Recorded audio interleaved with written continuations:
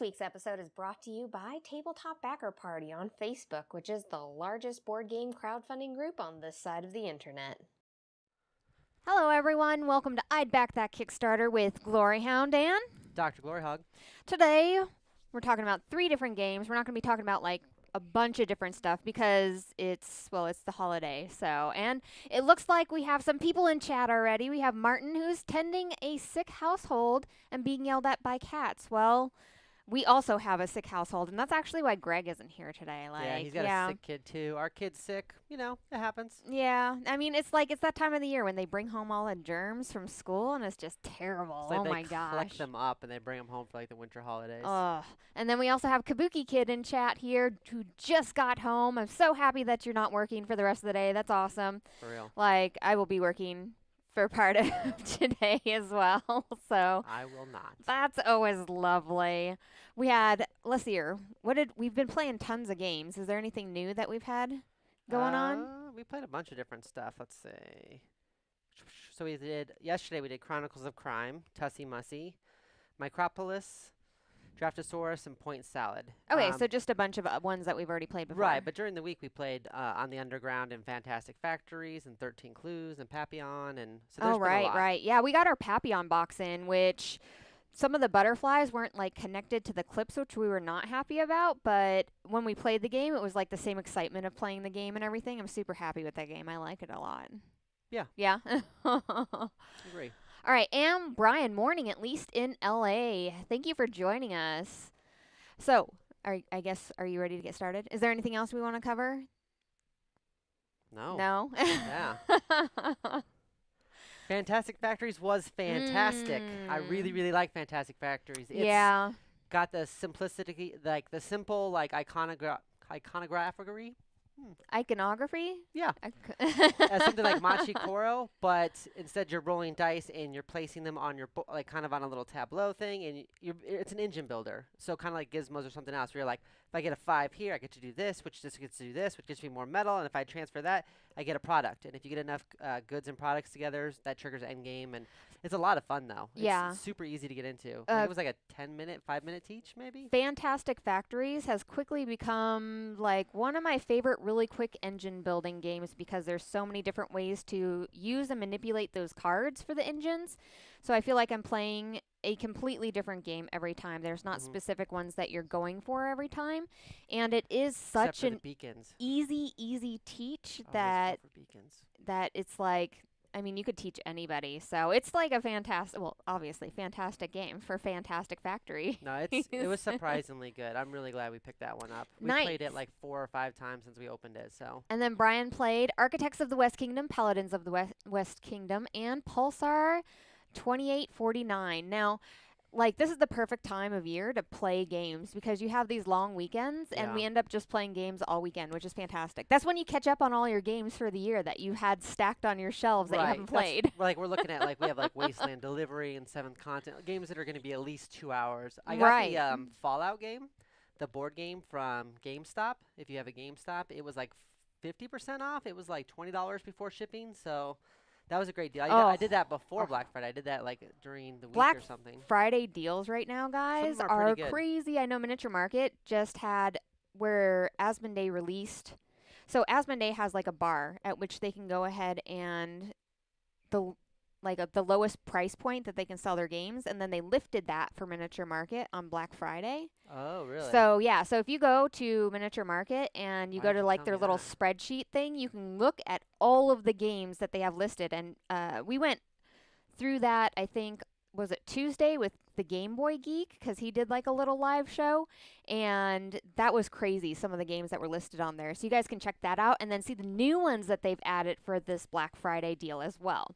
And we have, I'm tempted to grab a coffee roaster on Android. Let's see, I'm not an app gamer, but when they are purely solo games, I'm more likely to play it. I agree. Like, solo app games, absolutely. And Fun Again has some pretty good deals as well. Yeah. I'll be honest, we've stayed away from most of them. I try not to look because I don't want to spend all the money. Because it's also the time of year where a bunch of the Kickstarters have started rolling in. You start scrolling through stuff and you're just like, Don't look, don't look, don't look. Yeah. This is typically the time of year that I pick up a bunch of my Shelf of Shame games where I'm like, oh, this is so good. Like, I got Wasteland Express last year, and I was so excited about it, but it was a 2-hour game, and we didn't take time to learn the rules, and kind of got pushed aside, but we're getting into a lot more games now that my degree's done, and we've got a lot more free time. Yeah, but like, Helps out. it's such a good time though to get extras. Like, It's hard not to. It's a good time to go shopping for So people for your board gamer friends too. so good, right? Pick up stuff, and they don't have to know that it was only like $30. Right?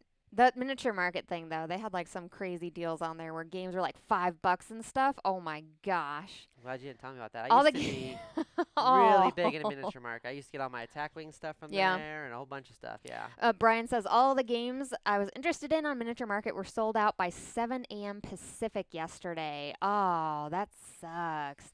Well, I thought they had released new ones today, like on Black don't know. Friday. I know what I'll I be think doing they after the did. show. I don't know. We're gonna have to go and look. Yeah, after the show. Okay. So first up here, let's get going. All right.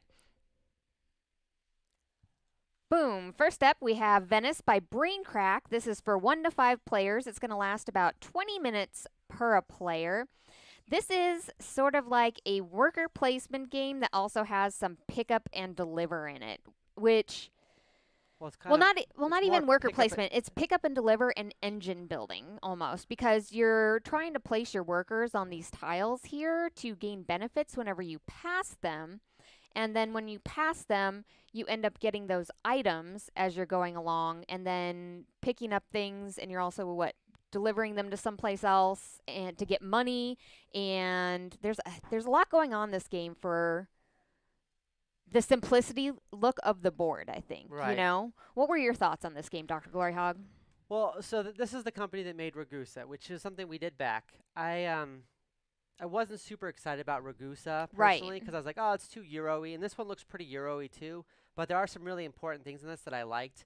It is more of a pick up and deliver game, of course, so it's not the same concept as the other one. Just kind of has a similar art and everything, and a similar team. What I really like though is while you're doing your pick up and delivers, you have your apprentices, and every time you pass one of them, you can go ahead and activate them, and they're going to have different abilities depending on where they are. And then in each of the Yeah. buildings, when you end there, you can move your apprentice up, and then it'll get that ability plus the one before it. So they'll go like clockwise around the tiles. So like the more and more you hit certain spots and end your turn on certain spots, the more you can upgrade those. And then, but that also affects if you have like a partner's in there, like say she's in there also. If I moved up one and she's already in there, I'm going to push her up one too. Right. So there's like a kind of a back and forth where like you kind of like want to jump in with somebody else, but you don't want to push their stuff up too much.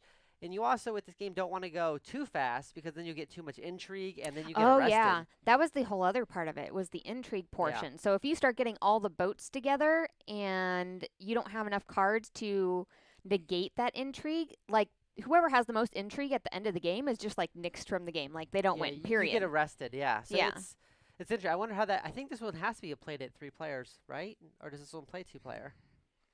It says 1 to 5, so it has a solo option and everything I was on trying to it. think about Yeah. 2 player. Essentially, what it was saying though is that if you get arrested, you're kind of out of the running. So you're gonna take a big hit, if not completely. And it's at the end of the game though when they total that up as far as when you're getting arrested. So you're not going to lose somebody mid game with that. It's at the end of the game on that. Okay. I'm not 100% sure on that Yeah. part of it. And but then I really do like the fact that you are placing your workers on those little tiles, and then the first person to place their worker is going to get the most benefits from that tile as they move up, because nobody can jump anybody on those tiles, right? So Yeah, like you're when not they jumping move people. up, that person, when they get to that 4th spot, like they stay in that 4th spot, and then whoever else is on those spots, then they can only move up to like the 2nd position in line. So you have like 1st, 2nd, 3rd on those spots, right? Like if you pushed your if you pushed your opponent up too fast, they'll go into that very 4th spot and they'll get the 4th spot all the way down, and the most you can get is from the 3rd spot all the way down. So it ends up being better for them. And Brian says, sounds like it would be best at 4 or 5. I feel like at least 3. 3 to 4 is probably the niche for this game. Yeah, I'm thinking 3 to 4 as well, but once you start getting up into with just so many people, like how crowded is it going to get? And people are going to get so much like... Well, right, because there's the other aspect too that you have to, if you end up on passing another player, then you trigger an event, and then it's going to cause rumors unless you both have, or intrigue, unless you both have cards to kind of dispel the rumors. So like passing other players can actually be a problem. That would be crazy, though, with so many boats in there. You really have to watch where you're going, you know? Right, and then you also have 2 boats you're operating, which you switch between each of your turns. From one turn, you're going to operate this boat. The next turn, you're going to operate this boat, unless you're going to pay more money to use the same boat over and over again. Avoiding arrest. Yeah, so it kind of reminds me of the cool parts of Lords of Waterdeep, where you have the corruption, where it's like the more resources you gather, the more things you do, the better, but then you take negatives from the corruption at the end. This kind of has the same idea where, like, if you're flying around the board and doing all these deliveries and doing all this other stuff, you start getting talked about, and if the rumors get bad enough, then you'll get arrested by the Inquisition. This has, like, so there's some other games that have, like, the Inquisition theme with them, and this is, like, the least depressing Inquisition-themed game, like, ever. Yeah, because you're just, you know, you're cruising around. You're like, we're just on the market. We're at the river, you know. You get arrested. Take a little tour. It happens. It's not a big deal. I mean, I think we've all been arrested for smuggling goods in Italy. I think that's happened to everybody. No. Most people. I haven't had that happen. Like 99% of people have been arrested in Italy for How does that smuggling. happen anyway? You're rowing on a boat and they're like, it's a witch. Like, what the heck? I don't think they're being arrested for being witches. I think it's just like more. Like, okay, so more they're rumors arresting of them. Smuggling. Okay, rumors of smuggling. Okay. Well, I mean, but I mean, Man. I don't know. Plus, if you did back Ragusa, you get like a coin or something, which is kind of cool. This is the. If you backed both. Yeah. So there's this campaign, plus there's another campaign that we're going to talk about today that has a bonus if you've been a previous backer, which is pretty cool. That's interesting. I wonder if more people are going to start doing previous backer gifts like that. So then you're backing every single one just to get all Like the those little extras. bonuses. Yeah. I know I really liked the idea of, which we never did it, but the idea of some games where they're like, yeah, if you back this at like $400, you'll get every one of our games for like the next 2 years or something. Those seem risky, though. They do seem risky, but they always seem like a really interesting idea. If you could like convince like another person to go in on it, right? Like another family or something, then you guys can like split them or figure out what you want to do or something. So, Brian, you said that this is on your watch list, and how do you feel about the game now? Like, what's holding you back from it? Why are you still on the fence on your watch list on this one? Because for me, like, this seems like a pretty solid and interesting game with all the things that are going on in there with the engine building and then having to possibly move your boats around so you're not hitting or not, going past other players while also upgrading things and stuff. So it's not just like you're just picking up and delivering stuff. It's got a whole like slew of other aspects with it that are really intriguing, It's more interesting than I thought it would be when I initially looked at it. At first I thought, Yeah. oh, it's going to be like another Euro with just cool pieces, but it got more interesting as I looked at it. Right. Which I wouldn't even, I mean, it is Euro-y because you are placing those there. All right, Wesley, come on now. Oh, okay, so I hadn't done much research. Okay, so let's see here. The only thing for us is the fact that there are actually quite a few really great Kickstarters out right now. There's And a lot out right now. the price point on this is $51, and you're still doing like 20 minutes per player. So if you're playing with 2 people, that's 40. 3 people, you're already at an hour. 4 people, you're at 120 minutes on this game, which seems like a lot. Yeah, once you get past an hour and a half, I kind of almost want a game to be even better, right? Like it's got to have more to it. Right? I wonder what Greg thinks about this game. What do you think Greg thinks about this game? I don't know. He played Ragusa, and he said it was a good game, but it didn't like immediately make room on his shelf for it. Like he didn't throw another game away and immediately buy a copy, but he did say he enjoyed it. So. Right. So I don't know. I don't know if he would be in on this one or not, honestly. Okay. Well, would you back this game, Dr. Gloryhogg? No. Oh. The only reason is because I'm so sad to hear there's another that. game that I'm more interested in that's going to be coming up later. Okay, so you're more interested in something later down the line. I've used Tainted Grail as an example, as like if I'm gonna pay $100 for a game, and I look at like what $100 in Tainted Grail got you, it was a lot of stuff. So with this one, it's $50. Well, one of the other games we're gonna look at is also in that $50 range, and I'm like, you're like, one or the other, one or the other. Gameplay Got and it. Just the amount of just gamer goodness you're gonna get in it kind of seems like between the two, that's a hard comparison. Okay. And then let's see here. So Brian says, does look good. Pick up and deliver are not my favorite, but it has a variety of mechanisms that look interesting. And I agree with you, Brian. Pick up and deliver is not my favorite type of game because I feel like it's super simple. But this one here has enough going on in it. It's super intriguing. And Kabuki Kid says, it's the same. If a game is long, it had better be good. I'm hoping this one is really good. This one is actually the top of my list for today. Is it really? I'm most excited about this one today, guys. I'm gonna try to convince her on another one, guys. I would back Venice. I'm excited about this one. There's a lot of cool things going on. One. Marilyn Manson's redone Tainted Love is crazy, but it's and my mom is on. Hello, Mom. She called me during the stream, and I was like, uh-oh. I can't answer right now. That's funny. All right, so next up, let's head on over. We have The Great Wall. This is by Awaken Realms. It's for 1 to 4 players. It's going to last about 120 to 180 minutes. This is really interesting because it's a worker placement game with kind of like a tower defense mechanism to it in like the second phase of the game as well. So right here you can see you're placing your workers, you're getting benefits, but you also have like a little bit of cooperativeness to it where you want to place workers with other workers and other clans and stuff, and you want to be able to fulfill those spots in order to get those completed, to be able to score the benefits from that. And then you have this whole other portion in the second phase where you're actually building towers and you're placing people to defend like your castle and stuff, defend the Great Wall, which I thought was really interesting. And then of course, every different clan is going to have their different abilities and their different tactical forces that you can use. So Dr. Gloryhogg, what are your thoughts about this campaign? All right, I have a lot of thoughts. Because I kind of really, really went deep into this one. So Awaken Realms is Down one the of rabbit those hole. companies where we've covered a couple of their stuff, right? They had quite a few of their things. What was the one that we looked at last time where you were like crazy and dreams? And oh yeah, Etherfields. yeah, that's right, Etherfields. Like that was an interesting one, right? It looked. I really good. liked Etherfields. That was more story based, which I only didn't buy because I didn't feel like I had time. But it was unfair because I was in school at the time, and now that I'm out, I feel like I'd have time. And you feel like you missed out. Yes, I feel that FOMO all the time. There's Nemesis. All the FOMO. Yeah, there's Nemesis. There's so many other games, and Lords of Hellas, and every time I'm trying to pick up a copy of Lord of Hellas. I'm trying to pick up a copy of Tainted Grail. I'm interested in Etherfield still. There's enough of their games that I'm super interested in. I just have never backed them. Usually the reason because they're usually over $100 or these big mini fests. This one has meeples, and it's like in that $50 price range if you get the wooden meeples. And they're custom meeples. They're not just generic meeples or generic cubes. They're custom meeples, so it doesn't feel bad. So at first I was kind of like, the theme didn't super grab me. I don't super, love this theme, but I'm not against it either.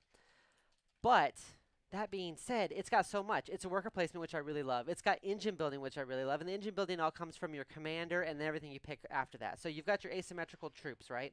And then you pick your commander, who's going to give you different things. If you go economy versus warfare, they'll have their different abilities. And then as you upgrade and kind of go up different tech trees every way, my character is going to play completely differently than your character.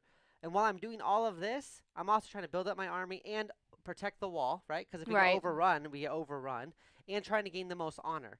But I also have to make sure I play nice with you, because if I'm the only person that goes onto a worker space, and then I trigger that worker space without anybody else, any other player on it, there's a chance I'm going to lose honor. So you have to really, and then a lot of the cards you play at the beginning is going to trigger for everybody. Like you'll get a big benefit and everybody else will get a smaller benefit. And so there's going to be just a lot of play of like, okay, I get to go first, but I'm going to actually defer and go last so that you play your ability, which you've revealed. I'm going to get that bonus resource. I'm going to use the extra resource to get an extra troop, which since I have this many troops, I'm going to get another extra troop. A lot of just really cool engine building and asymmetrical powers where you're just going to go different routes. And I think that's super exciting when you're balancing like trying to win, but also trying to protect the wall and gain honor. Right. Without like putting too many forces in there and wasting too much of your resources doing that. You've got a lot of push and pull back and forth, which I really like in these types of games. I really like the fact that in this particular campaign, they gave you the meeple option here, where you're cutting the price down a little bit. And there's so many miniature games on the market, and I love miniature games, and I love miniatures. Yeah. And I love miniatures, and having them there, but not for like every single game. You know what I'm saying? Like I like Yeah. them for maybe more for like storytelling games because that gives more of like an epicness to it, you know? For like dungeon delves and stuff like that, Right, I like it right. more, right? Like Arcadia Quest was still one of our favorites. I mean, I would back more of the Awaken Realm games if they made more games where you could do where you had the meeples, you Wesley, know? what is she doing? She's just sniffing Sorry, our around. cat's over by our mixer, like sniffing wires, and I don't know Listen, what if our she's doing. sound suddenly goes out, you guys know why. I do not like what she's about over there. Yeah, Luke says, "Yeah, I'm in for the meeple pledge. I'm happy it's an option." Oh, no 3 amigos today. Sorry. Yeah, Greg is, taking care of his sick Sick kid. kiddo. His sick kiddo. Cancel game night too. Greg is dead to us. Oh. He said, "But that's all right. We'll play on our own." So, what's another aspect that we didn't talk about with this game is a lot of times these big epic games, right, aren't as good with 2 players, right? Right. And they've talked about making a double-sided board and having like less player spaces and stuff like that. But I think the really interesting thing, if we played this at 2 players, we could play it co-op. Mhm. And so, because there's a co-op version where you play against an even bigger horde that's kind of got like an AI going on it. So I like that idea. So if we're playing a 2-player, we can play it co-op. And then if we've got 3, 4, or 5 players, and we really want to do that above the table, trading and talking and diplomacy and all that, we can do that with a big group and play it with the regular way where it's So I think competitive. also Brian says, and they are good-looking meeples too. So Yeah, they are. I totally agree. Like the meeples, they're not just regular wooden meeples. They have a little bit more to them, so they look interesting. Like that was a nice little like add-on to that meeple portion of it. And then I believe somebody also said that the playtime on this one is killer, which was 120 to 180 minutes. And okay, I so mean, 2 to 3 I can hours. understand that, but with you're almost playing 2 separate games in this though, because you're playing that whole worker placement portion, Plus the engine and then building. plus you're playing this whole tower defense portion of the game. Like I think there's it enough. seems about right. Yeah, and I think there's enough going on in this game that you'll feel good at the end of it. So, for example, sometimes when Dice Tower does like a live review of a game, they did this during their 24-hour thing, I believe. You can kind of see how they're enjoying it, right? And there's all these different people. So Sam Healy was on it. Tom was on it. I'm not sure who one of the guys was. And there was a guy from No Enemies here who does the segment right after yours on Board Game Breakfast. So they're playing it. At the end of it, as you're watching like the recap, so they played 2 rounds of it. They didn't play the full 3rd round. They were like, "Oh, I think this guy was going to win it. The No Enemies Here guy is going to win it." And then somebody else was like, "I don't know. Sam Healy's got 16 points. He was way ahead." And somebody else was like, "Yeah, but this guy was going to get so much in that 3rd round because he went heavy on the resources early and he didn't use a lot of troops early." And so by the end, they all pretty much thought somebody else was going to win it. That's interesting. And they were all ready to play like that 3rd round, and to the point where they're like, "Do we have to give this back, or can we just play it?" Or so there was a lot of that. That tells me something that all of them liked it. And when they were talking about rankings. The guy, I don't know his name, I'm sorry. He said it was like an 8. The No Enemies Here guy said it was like an 8. And Sam Healy said it was like an 8. And then I don't think Tom gave a number, I don't believe. But the fact that they all enjoyed it enough that they were like wanted to play that 3rd round, even though they'd already been playing it for 2 hours, says a lot. Because sometimes you play a game for 2 hours and you're like, okay, I am done with this. I can you get never play an this hour again. and a half in, you're like, oh my God, when is this going to end? Yeah, and you can just get kind of just bogged down and you're like, oh, I don't want to play this. I think that the fact that it held their attention that long, because when you're doing something live, it's really hard to lie when you aren't enjoying something, right? If you're playing something that long and you're still enjoying it and you would play it again, I think that says something. Because live is hard. You can't fake enjoyment. Where, if we're playing something by ourselves, we play something, we're like, oh, we don't really like this, that's fine. But live, you're kind of in it. Yeah, that's really true. You can't really fake that. You No. can't fake your excitement. And they were all just kind of like, okay, and I do this, and well, I could do this, but with you would do that. And I think, and it seemed like there was a lot of player interaction. It was heavy player interaction. So I feel like it's going to give you more of what I thought Rising Sun was going to be. Hold like on. more of So that player interaction. are you saying that this is the game? This is the Yeah. one that you liked for the week? The main reason why I haven't backed some of their stuff in the past is just the overall cost. $100 for just one game is tough. $50 for a game? I mean, it's not usually just $100 too. Right, To get all the it's stuff, usually you're more. Usually in that $150 Yeah. mark on things, And they usually take a longer time to play. I think though, I mean, if you're going to pay like $50 for one, that's fine. That's fine, yeah. Yeah, I could do $50 for one. And this is going to be your main course, right? This is your turkey dinner. You're going to play this the whole time. Right. This is going to be your big one. And Marie says, I can't play that long. Yeah, this is probably not a game that you would introduce It's new not entry gamers to. level, No, right. this is a gamer's game for sure on that. It looks exciting. I understand why they did the theme for it for the Great Wall and Right. stuff, but I know how you like medieval style games Yeah, I better. do Would you more. have preferred this to have been like a medieval style game where you're fighting orcs and stuff like that? Or do you think that having this sort of theme sets it apart from those other sort of castle defense games that we've seen recently? It's hard not to use the Great Wall when it was used to defend against the Huns. It's very accurate. I don't know. I have a weird thing with warish type games when they're kind of realistic, because sometimes I'm like, I'll either get mad that they're not realistic enough because I kind of did one or two of those wars back in the day, or I'll be You did a medieval war back not in a the medieval day. war. I did Afghanistan and Iraq. So sometimes I'll get pretty upset because I'm like, this isn't realistic. This isn't what you'd really do. And then like my time in the infantry makes me really be like, this isn't like a sound strategy. You would never do this. So I'll get frustrated at it. It's not realistic enough, or it'll be too realistic, and then I'll be like, "This is too much. I can't even handle this. Like it's got too much going on. It's like I don't even want to deal with this right now. This is too close to something that is like too realistic." So it's always hard for me. This one, at least it's set like kind of in that time where they were still using bows and arrows, so like that helps. Mhm. The theme overall isn't amazing for me. I do prefer fantasy over realistic generally because real world sucks. Fantasy's pretty awesome because you got magic and stuff.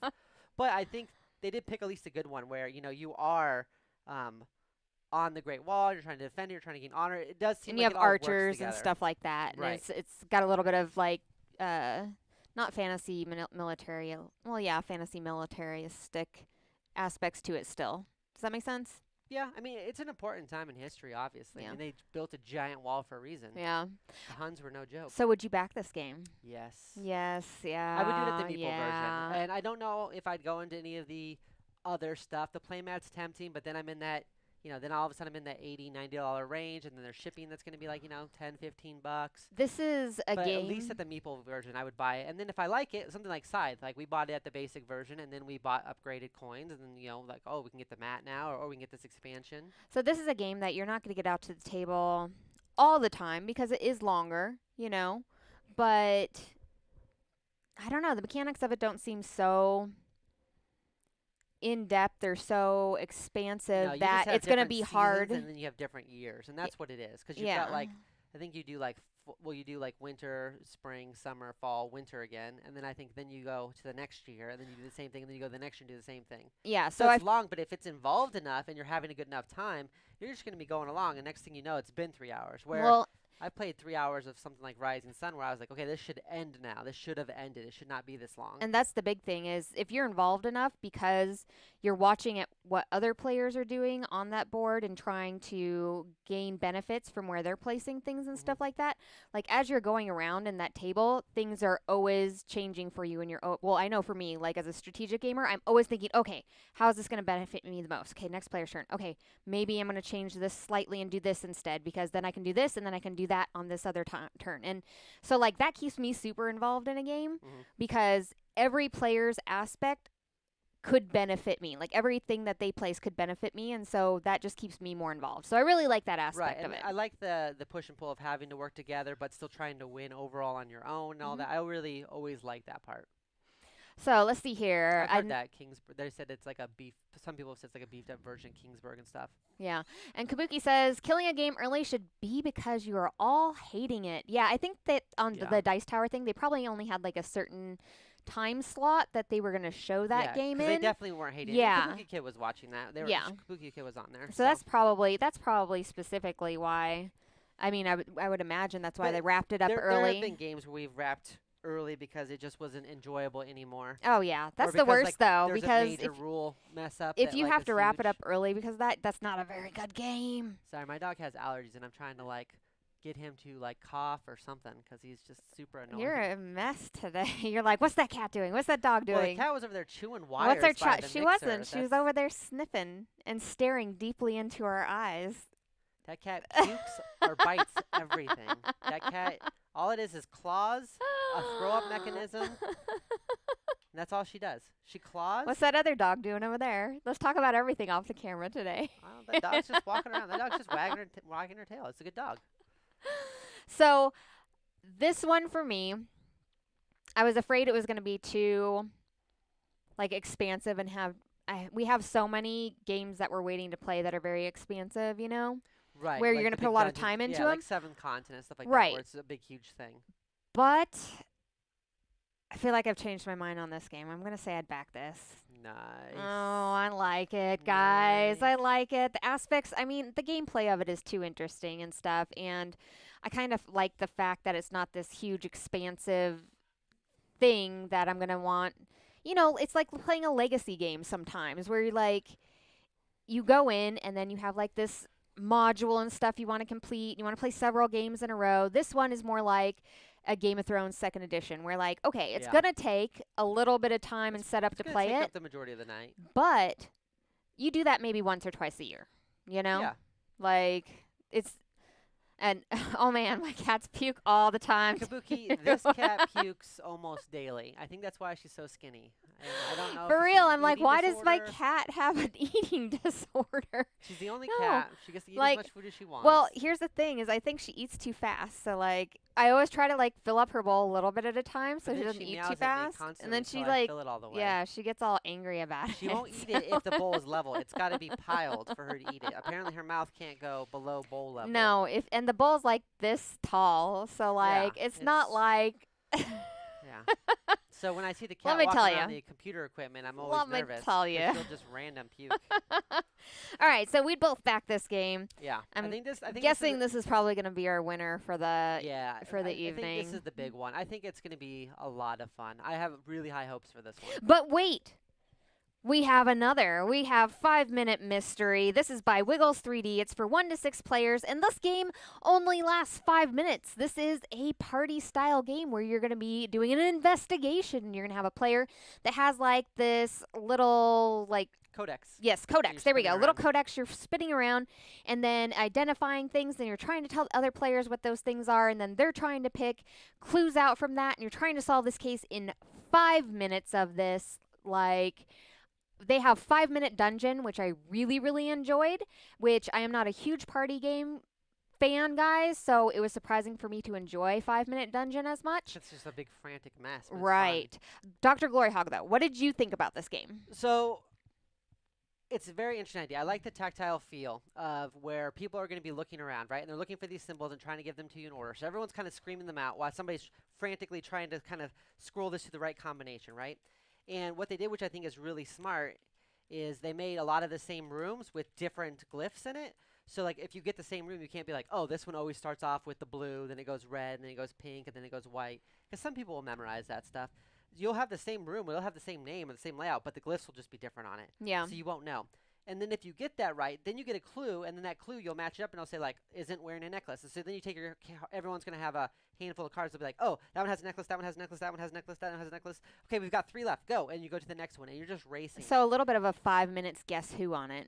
Kind of, yeah. It's like a mixture of the two. So it's not like a heavy deduction game. You're not going to feel like Right. Sherlock Holmes. This is not a deduction game. No, you're more No. like the police officer running around being like, do you know who did it? No necklace. And you run next one. What about you? What about you? Was it you? Was it you? It's this guy. And then you like lock him up. Do they have red hair? Do they have red hair? You're running around like a crazy person. This one is going to be one of those ones that I think is it's not something that like I'm always thinking of like, oh man, I need to back this on Kickstarter, but it's definitely one I can see picking up at a store and playing and having around. It's always a good one to play when you've got some downtime or you just really want to amp the energy. You play a 4-hour game of Rising Sun and everyone's about ready to go home. And you're like, wait, 5-minute mystery. You play that, everyone's excited. Bam, you're back in it again. You're playing Scythe for another 4 hours. I don't know. Your pre-Scythe hype-up game? Is that what you're saying? Yeah, you got to get people pumped. This is definitely one of those ones that has a big table presence. It'll be fun to play at conventions where you're screaming and stuff and just kind of playing.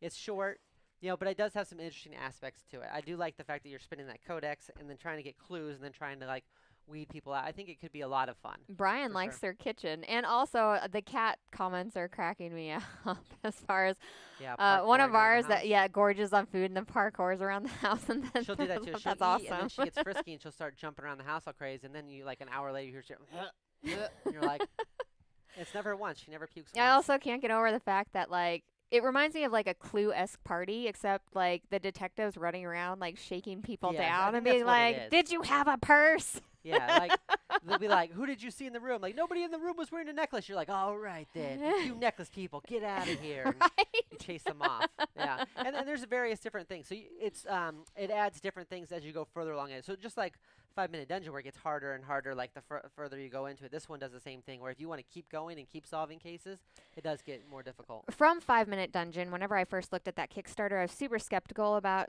that particular game. I was like, bleh, because again, like I said, I hate party games. I'm like super poopy about But it. then you like, saw some of the puns in it, and you were sold. well, not just the puns.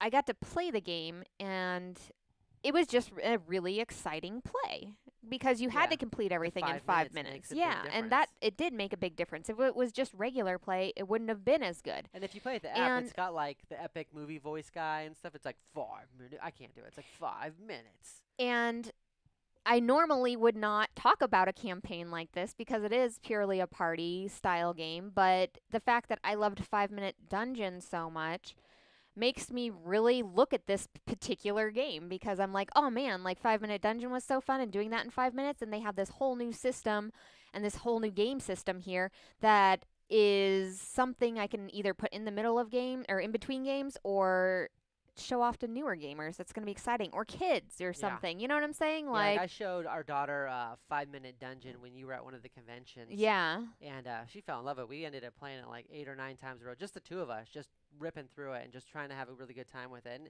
it's a lot of fun. And it's one of those ones, if she sees it, she's like, oh, I want to play it again. Ha! It is a codex. It says codex right there. Brian, nice try. They named it a codex. I swear I think he's talking about the actual definition, maybe. Yeah, so who cares about actual definitions? Words are used, words are to be used. This one is interesting, though, so too. I'm using them, all of them, because all the words. You have the 1 to 4 player game, which is $27, and then you can have the 1 to 6 player game, which is $34. But there's more. If you've backed one of their previous campaigns, you get that one. You get the upgraded one for free. What? I didn't see that. Yeah. So if oh you my backed, God, if you guys. backed their previous oh 5-minute dungeon or the 5-minute dungeon curses foiled again, I think is the other one. Yeah. You get the Mastermind edition for free. Oh, I'm backing this then. Did you back the first one? I think we did. Did we? I know we have. I'm pretty sure we did. did. Kickstarter one? I think so.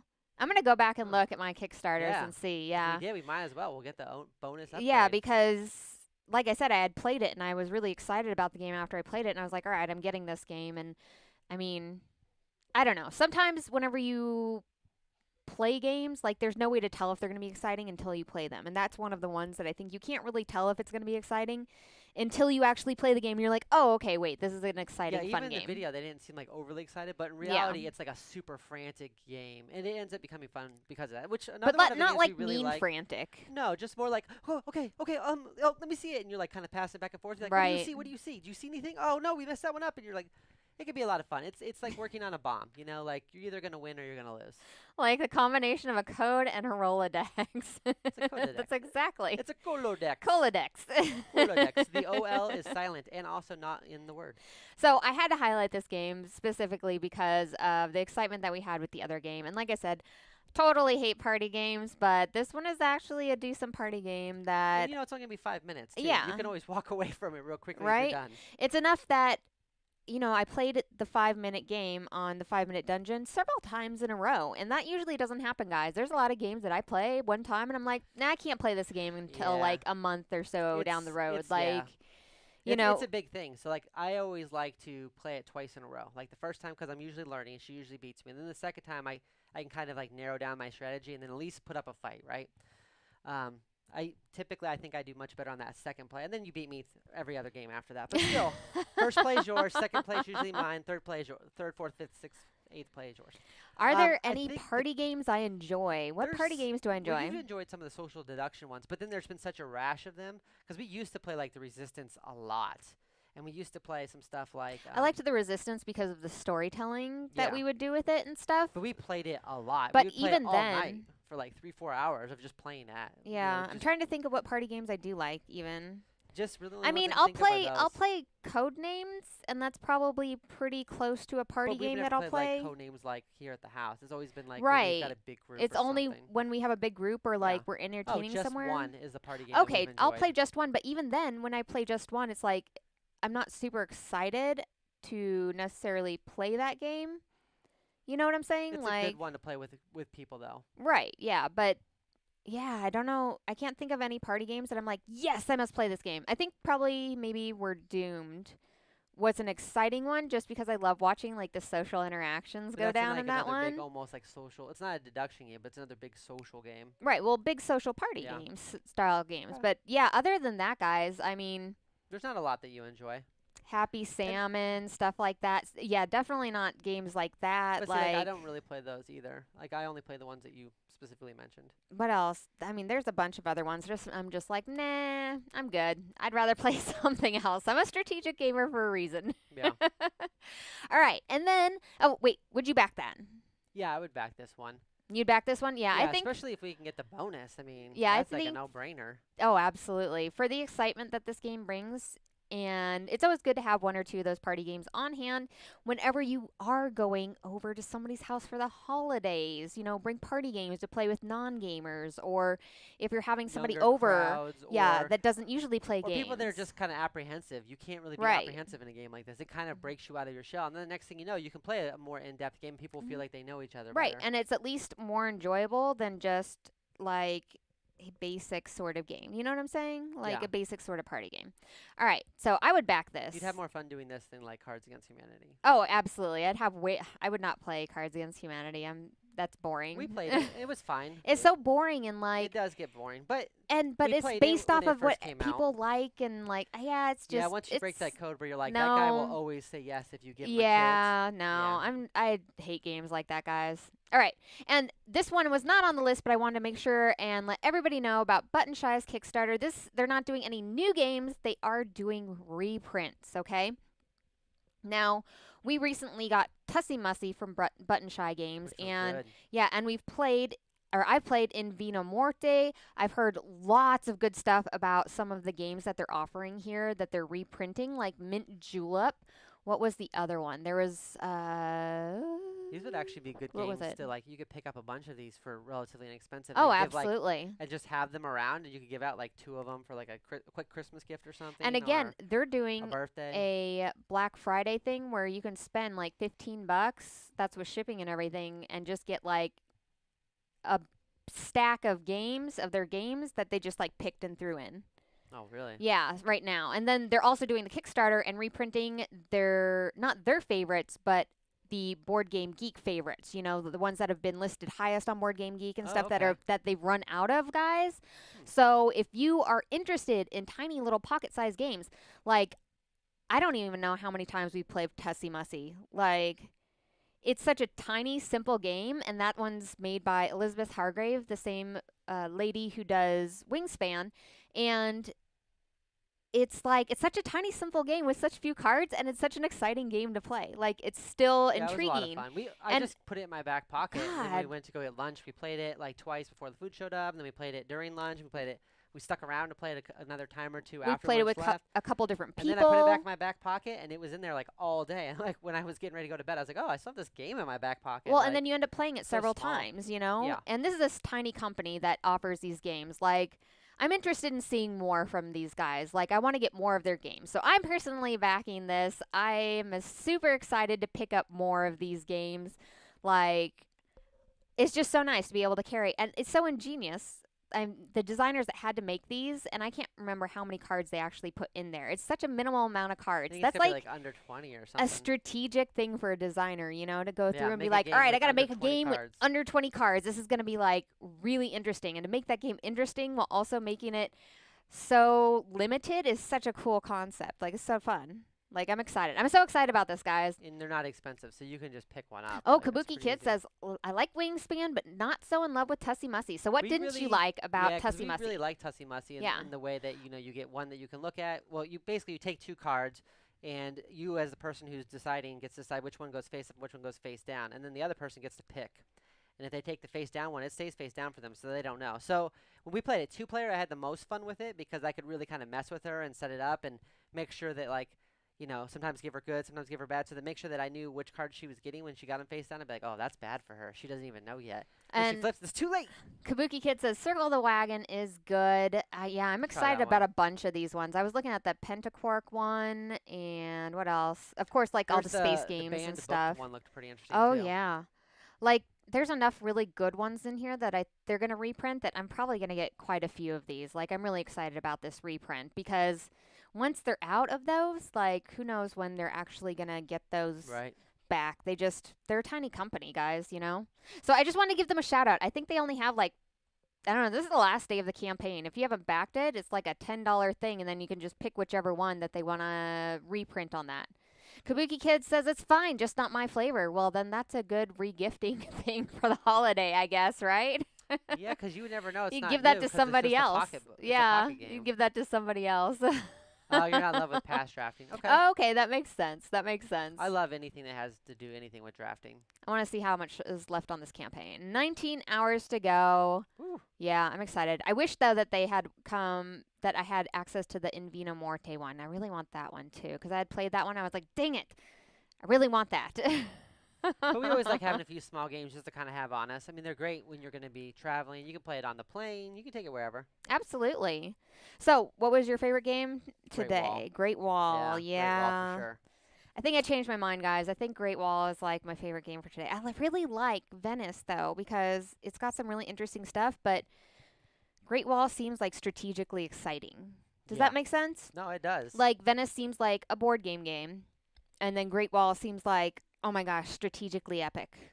Yeah, and I like that it's got the different modes a lot. Yeah. I really like when games do that kind of stuff. I know it's not always easy to do, but some games are just more fun with different player counts, playing them a different way. Right. And what games are you guys going to be backing? Like, I want to know what your guys' top picks are and what you guys are going to be doing. Oh, Based also, off the numbers, everyone likes the Great Wall. also, It's doing crazy. I wanted to let you guys know. So the Car Wars Kickstarter came out today. I'm so excited about it. We're going to talk about it next week, but they are doing a Black Friday deal on the Kickstarter. So if you get in on it today, then you get Uncle Al's like upgrade pack, yeah, which has a bunch of extra stuff in it.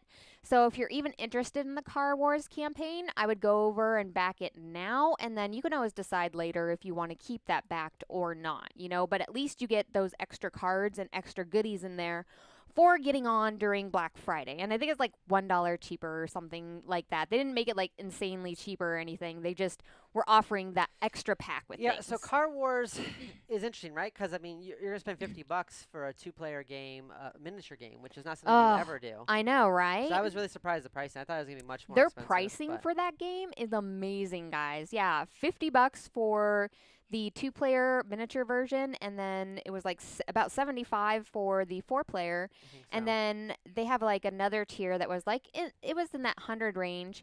The cars look awesome. Yeah, but you get like more cars, you get a play mat, you get like all the stuff basically. Yeah, we wanted to wait until so we could do more of an overview of it. Oh, absolutely. Yeah, we'll be talking about Car Wars next week, but I want to let you guys know though you had that option. About Car Wars. She's for been real. Talking about it since FnordCon. I've played the game at FnordCon and like I liked it so much. It's like been in the back of my head. I just want this stinking game on my table so I can play it.